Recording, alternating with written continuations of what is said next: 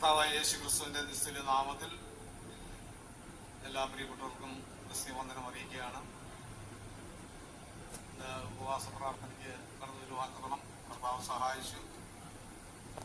നാം ദൈവത്തിന്റെ സന്നിധിയിൽ ഏത് നേരത്തും അടുത്തിരുവാനുള്ള അവകാശം കർത്താവ് നമുക്ക് നൽകി തന്നിട്ടുണ്ട്. പഴയ കാലങ്ങളിൽ ആണ്ടിലൊരിക്കലും മഹാപുരോഹിതന് കൃപാസനത്തിലേക്ക് അടുത്തതിനുള്ള അവകാശം ഉണ്ടായിരുന്നുള്ളൂ.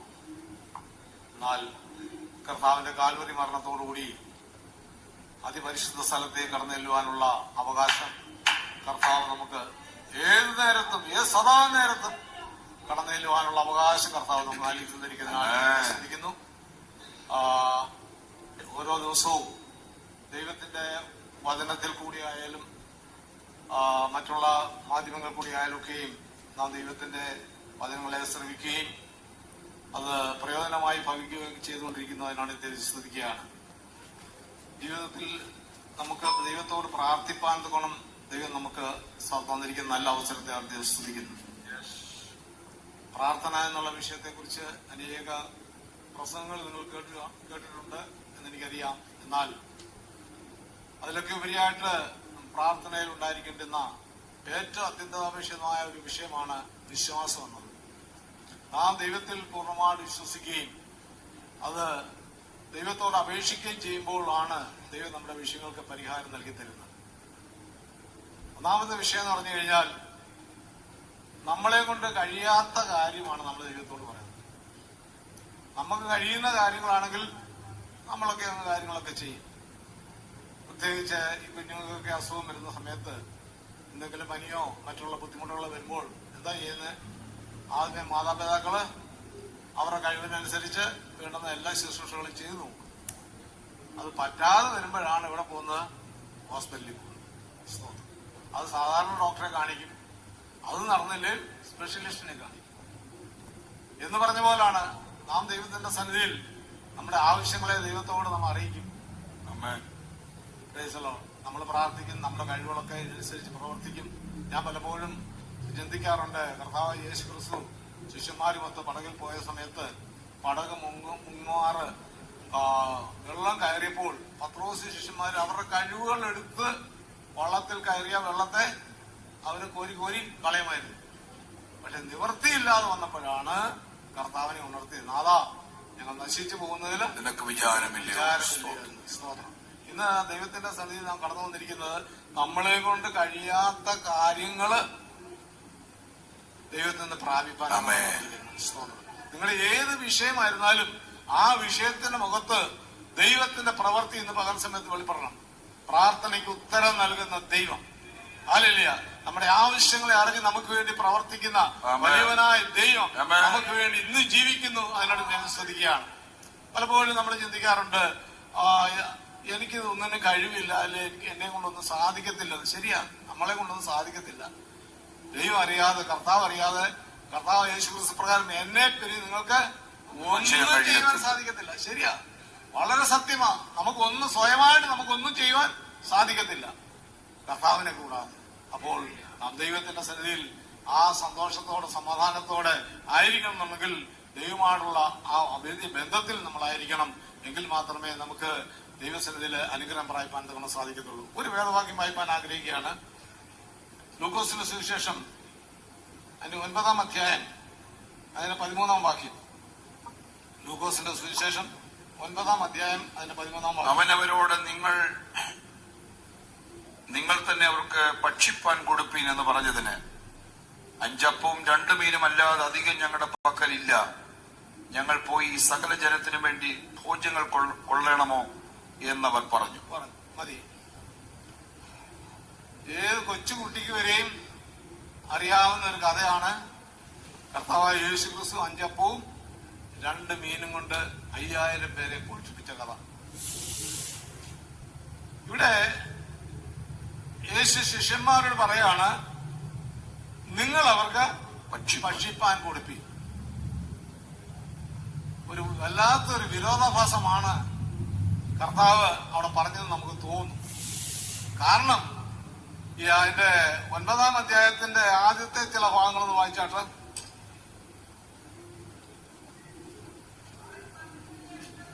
ആ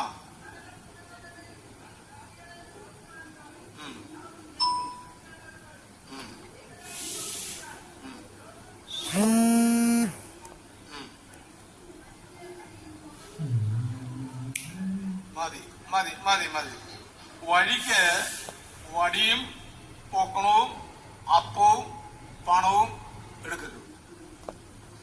കർത്താവ് പറഞ്ഞ ശിഷ്യന്മാർ അതുപോലെ അത് അനുസരിച്ചു.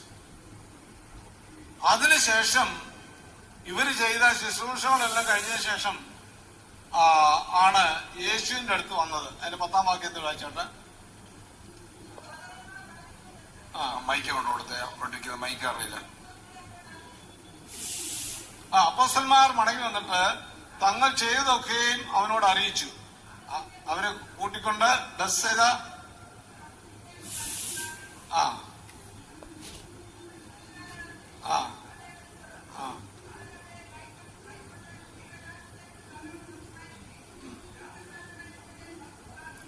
മതി.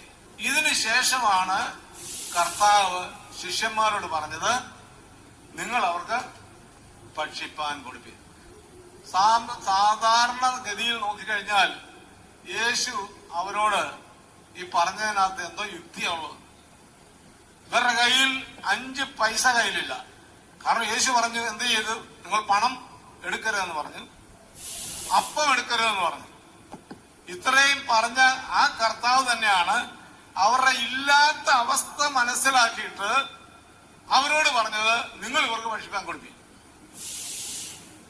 1-2 വ്യക്തികളല്ല അവിടെ ഇരിക്കുന്നത്. പുരുഷാരം തന്നെ എത്ര ഉണ്ടായിരുന്നു? 5000 പേരുണ്ടായിരുന്നു. സ്തോത്രം. ദൈവങ്ങളെ, നമ്മൾ പലപ്പോഴും നമ്മൾ ചിന്തിച്ചു പോകാറുണ്ട്, ഈ കർത്താവ് എന്താണ് ഇങ്ങനെ സംസാരിച്ചത്? നമ്മളോട് പറയുകയാണെന്നിരിക്കട്ടെ, നിങ്ങൾ അവർക്ക് ഭക്ഷിപ്പാൻ കൊടുക്കും. നമ്മൾ അതിൽ എടുത്ത് ചോദിച്ചെന്നെ, കർത്താവെ നീ ഇല്ലേ എന്നോട് പറഞ്ഞത് അപ്പവും പണവും ഒന്നും എടുക്കരുതെന്ന്, പിന്നെ ഇതിനെ എന്നോട് ഇവർക്ക് ഭക്ഷിപ്പാൻ കൊടുക്കുന്നത്? പക്ഷെ ശിഷ്യന്മാരത് ചോദിച്ചില്ല. പക്ഷെ ശിഷ്യന്മാരെല്ലാം കൂടെ ഒരു സുന്നഹോസ് കൂടി അവരോട് ഒന്നിച്ച് ചെന്നിട്ട് സംസാരിച്ചു, എന്താണ് ഗതി, ഇതിനെന്താണ് മാർഗം? അപ്പോഴാണ് അന്ത്രയോസ് ഗലീലയിലെ കാനാവിലെ കല്യാണത്തിന് യേശു ചെയ്ത അത്ഭുതത്തെ കുറിച്ച് ഓർത്തത്. പച്ചവെള്ളത്തെ വീഞ്ഞാക്കിയ സംഭവം.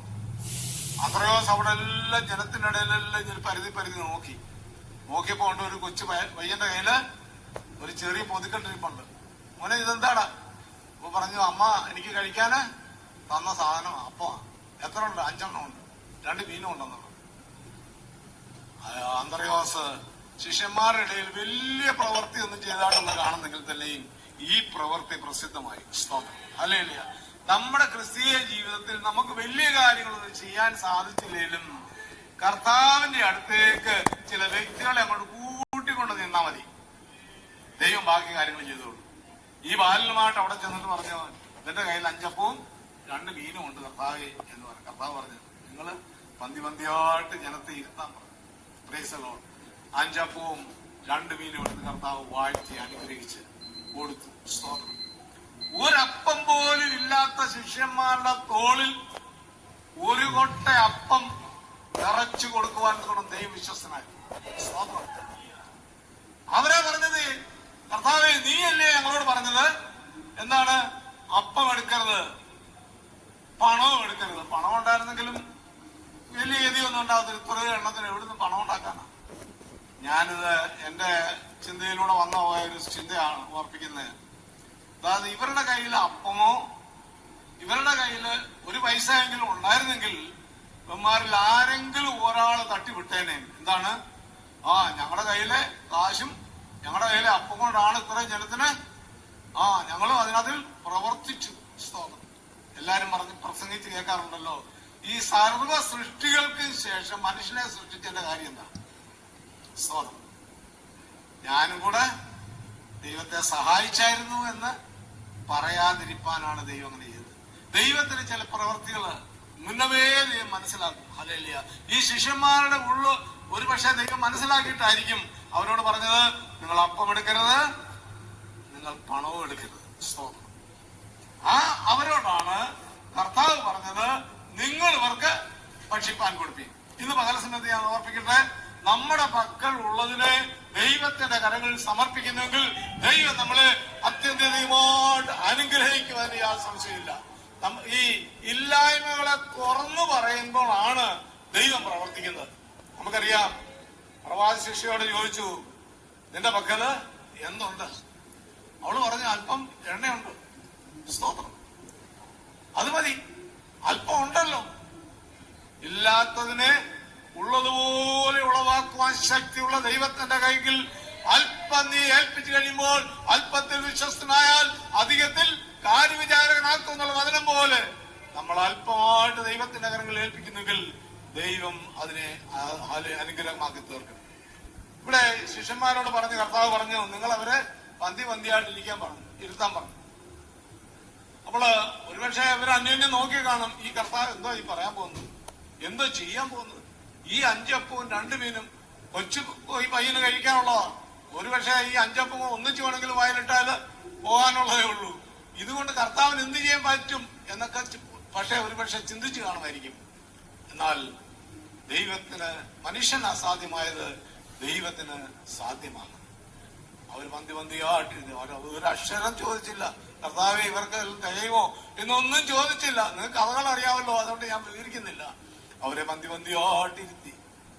എല്ലാവരും തിന്ന് തൃപ്തരായി. വയറ് നിറയാത്ത ഒരൊറ്റ കുഞ്ഞില്ല. ഇവന്മാർക്ക് 12 പേർക്കും തിന്ന് തൃപ്തരായ ശേഷമാണ് അവരുടെ തോളില് ഓരോ കൊട്ട വെച്ചു കൊടുത്തു. സ്തോത്രം. നീ അപ്പമില്ലാതെ ഇങ്ങോട്ട് വന്നെങ്കിൽ അപ്പവുമായിട്ട് നീ മടങ്ങിപ്പോയാൽ മതി. സ്തോത്രം. ഇന്ന് പകൽ സമയത്ത് നമ്മൾ ഒഴിഞ്ഞവരായിട്ട് ഇവിടേക്ക് കടന്നു വന്നെങ്കിൽ നിറഞ്ഞവരായിട്ട് കടന്നു പോകാൻ വേണം. സർവശക്തനായ കർത്താവ് നമ്മുടെ ജീവിതത്തിൽ അത് സഹായിക്കട്ടെ. അതിനുവേണ്ടി ദൈവങ്ങളിലേക്ക് സമർപ്പിച്ചു കൊടുക്കാം. ദൈവത്താൽ അസാധ്യമായതൊന്നുമില്ല. ഈ ലോക ജീവിതത്തിൽ കഷ്ടങ്ങള്, ഭാരങ്ങള്, പ്രയാസങ്ങള്, പ്രതികൂലങ്ങളൊക്കെ ജീവിതത്തിൽ കടന്നു വരുമ്പോൾ അതിനൊക്കെ അതിജീവിക്കാൻ ആവശ്യമായ ദൈവകൃപയാണ് നമുക്ക് ആവശ്യം. കർത്താവായ യേശു ക്രിസ്തുവിന്റെ കൂടെ ശിഷ്യന്മാരൊക്കെ യാത്ര ചെയ്യുന്നുണ്ടല്ലോ. അവർ അത്ഭുതങ്ങൾ കാണുന്നുണ്ട്, അടയാളങ്ങൾ കാണുന്നുണ്ട്, വീര്യപ്രവർത്തികൾ കാണുന്നുണ്ട്. ഈ പോയ കൂട്ടത്തിലും ഈ 12 പേരെ അയച്ച കൂട്ടത്തിലും ആരുണ്ടായിരുന്നു? യൂദായും ഉണ്ടായിരുന്നു. ഈ 12 പേരിൽ യൂദായും ഉണ്ടായിരുന്നു. അവനും അത്ഭുതം ചെയ്ത് കാണും. കാരണം അവരെല്ലാം വന്ന് അവരുടെ റിപ്പോർട്ട് പറയുന്നുണ്ട്. എന്നാൽ അവനുമാണ് പിന്നെ കർത്താവിനെ ഒറ്റുകൊടുക്കാനിടയായത്. ഞാൻ ഒരു കാര്യം ഓർപ്പിക്കാം. ഇന്ന് ആത്മീയ ലോകം മൂലച്യുതി സംഭവിച്ചുകൊണ്ടിരിക്കുന്ന ഒരു കാലയളവാണ്. സോ നമ്മുടെ ജീവിതം അത് മറ്റുള്ളവർക്ക് മാതൃകയായിരിക്കണം. നമ്മുടെ പ്രവർത്തികള് മറ്റുള്ളവർ അത് അനുകരിക്കത്തക്കതായിരിക്കണം. ആത്മീയ ലോകം ഇന്ന് അല്ലേലൂയ വിവിധ രീതിയിൽ വഷളത്തെ കൊണ്ട് നിറഞ്ഞിരിക്കുകയാണ്. വിശ്വാസികളെ മധ്യസ്ഥത നടത്താൻ ജാതികളിപ്പം ഒത്തുകൂടിയിരിക്കുകയാണ്. നിങ്ങൾ പത്രത്തിലൊക്കെ വായിച്ചു കാണുമല്ലോ. ദൈവത്തിന്റെ പ്രവൃത്തി ഈ നാളുകളിൽ വെളിപ്പെടുവാൻ അന്ത്യകാലത്തിന്റെ ലക്ഷണങ്ങൾ ഒന്നാണിത്. ദൈവത്തിന്റെ ജനത്തിന്റെ അല്ലേലൂയ വിശ്വാസത്തെ തകർത്ത് കളവാൻ തുടങ്ങണം. വിവിധ രീതിയിൽ ശത്രു പ്രവർത്തിച്ചുകൊണ്ടിരിക്കുന്ന കാലയളവിൽ നിങ്ങളുടെ വിശ്വാസം പോയിപ്പോകാതിരിപ്പാൻ തുടങ്ങണം. ദൈവത്തോട് പ്രാർത്ഥന. അതിനുവേണ്ടിയാണ് ഈ കൂട്ടങ്ങളൊക്കെ നമ്മൾ കൂടുന്നത്. സ്തോത്രം. ഇടയ്ക്ക് ഇപ്പൊ ഇലക്ട്രിക് കാറുണ്ടല്ലോ. ഈ ഇലക്ട്രിക് കാറ് കുറെയൊക്കെ ദൂരെ യാത്ര ചെയ്യുമ്പോൾ അതെന്ത് സംഭവിക്കും? അതിന്റെ ചാർജ് കുറയും. അപ്പൊ അതിന് ചാർജ് സ്റ്റേഷനുണ്ട്. അവിടെ പോയി കുറച്ചു നേരം ഇരുന്ന് അത് കുത്തിയെങ്കിൽ മാത്രമേ ചാർജ് ആവത്തുള്ളൂ. ഇപ്പൊ അമേരിക്കയിലെ പുതിയൊരു സിസ്റ്റം ഇറങ്ങി. റോഡിന്റെ ഒരു ലൈന് കംപ്ലീറ്റ് റോഡിൽ കൂടെ വണ്ടി ഓടിക്കൊണ്ടിരിക്കുമ്പോ തന്നെ ചാർജ് ആയിക്കൊണ്ടിരിക്കുക. ഇലക്ട്രിക് ചാർജ് ആയിക്കൊണ്ടിരിക്കും. ഒരു റോഡിന്റെ ഒരു സൈഡ് ഒരു പാതം അത് പ്രത്യേകം ക്രമീകരണം ചെയ്തിരിക്കുക. വണ്ടി ഓടിയാൽ മതി, അതിൽ കൂടെ ഓടുമ്പോൾ അത് ചാർജ് ആയിക്കൊണ്ടിരിക്കും എന്ന് പറഞ്ഞു. ഇവിടെ നമ്മൾ വന്നിരിക്കുന്നതാണ്. നമ്മൾ ഞായറാഴ്ച ഒരു ആരാധനയ്ക്ക് കൂടെ കൂടുമ്പോൾ ഒരു ചാർജൊക്കെ അങ്ങോട്ട് സംഭരിക്കും. വീണ്ടും ശനിയാഴ്ച ആകുമ്പോഴത്തേന് ചാർജ് കുറയും. ഇല്ലേ? നമ്മുടെ ടെലിഫോൺ തന്നെ, സെൽഫോൺ തന്നെ പറയത്തില്ലേ, ചാർജ് ഇല്ലാതെ ഞങ്ങള് കുത്താൻ വെച്ചിരിക്കുകയെന്ന് പറയും. ദൈവമക്കളെ, ഈ ഇടദിവസത്തെ മീറ്റിങ്ങുകൾ മൂലം സംഭവിക്കുന്നതാണ്. വിശ്വാസികൾ ചാർജ് സംഭവിക്കുകയാണ്. ആത്മാവിന്റെ ശക്തിയും ആത്മാവിന്റെ ബലവും ഏറ്റെടുത്ത് കർത്താവിന് വേണ്ടി നിൽപ്പാൻ വേണം. ഈ നാളുകളിൽ ദൈവം നമ്മുടെ ജീവിതത്തിൽ സഹായിക്കുമാറാകട്ടെ. യേശു പറഞ്ഞു, നിങ്ങൾ അവർക്ക് ഭക്ഷിപ്പാൻ കൊടുക്കണം.